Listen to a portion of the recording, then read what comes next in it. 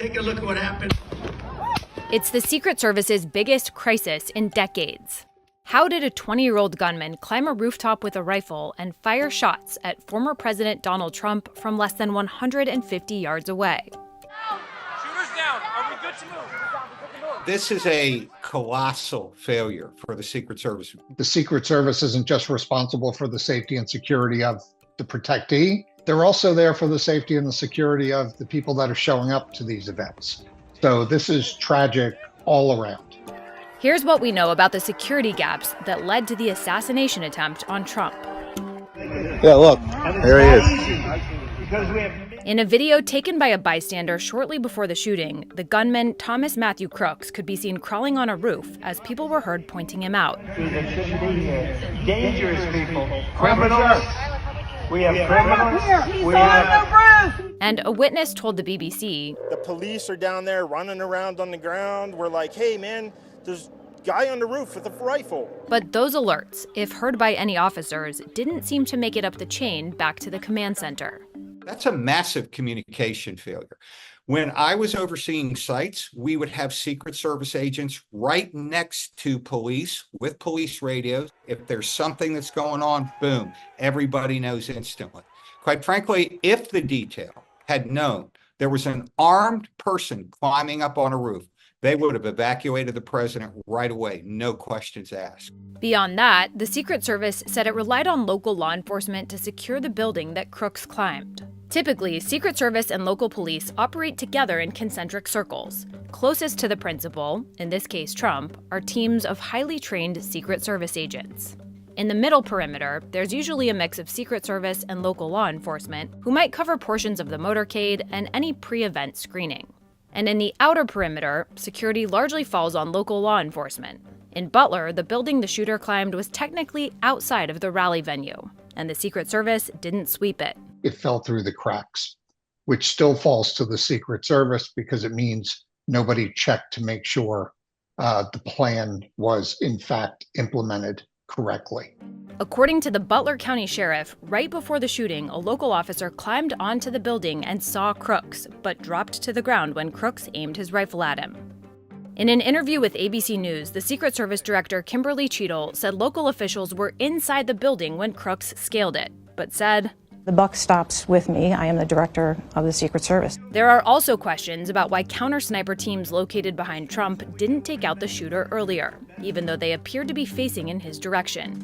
Once the shooting started, they had rounds on target almost instantly. So that tells me that that shooter had come to their attention, and they were in the decision loop.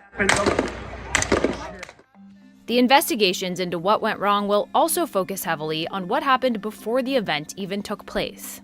The Butler rally was announced by the Trump campaign 10 days ahead of time, which experts say gave the Secret Service plenty of time to do site advance planning, and potentially even eliminate the line of sight from the building where the gunman was perched to Trump's stage. In this situation, you actually had an event site that was being built.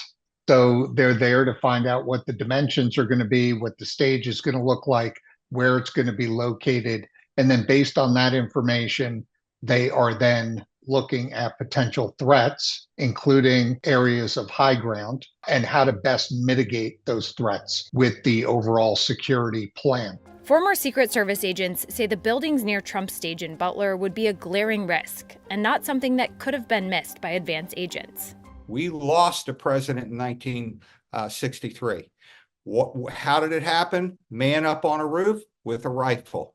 And guess what? The protocols that went into place from 1963 until this day is that we prioritize high places because we understand a man with a rifle, woman with a rifle, whoever with a rifle, if they have any level of expertise, they can kill a president very quickly.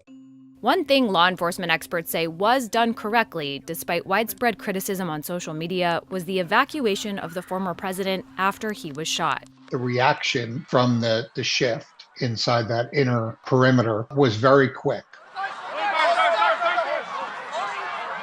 And as it's happening, if you listen closely, you can hear the instructions to former President Trump to get down. And that is so that they can cover him effectively. That was done very well. I got you, sir. I got you, sir. Let me get my shoes on. Hold that in your head. Bloody. What you can't hear is what's being said to the agents through the radios from the command post, maybe the counter sniper team, because there's other things going on. So they're going to do what they're told. And if they're told now it's safe to move, then that's what they're going to do. Well, experts say it's not ideal from a security perspective that Trump stopped to pump his fist. The shift did a good job getting him to the car known as the Spare. But the team near the Spare? They were clearly confused. You could see it. You can't hide it. They didn't know what to do. President Biden has been briefed about the assassination attempt and has pledged a quick probe led by the FBI. I'm instructed that this investigation be thorough and swift, and the investigators will have every resource they need to get this done. The House Oversight Committee is also investigating what went wrong and has called on Cheadle to testify.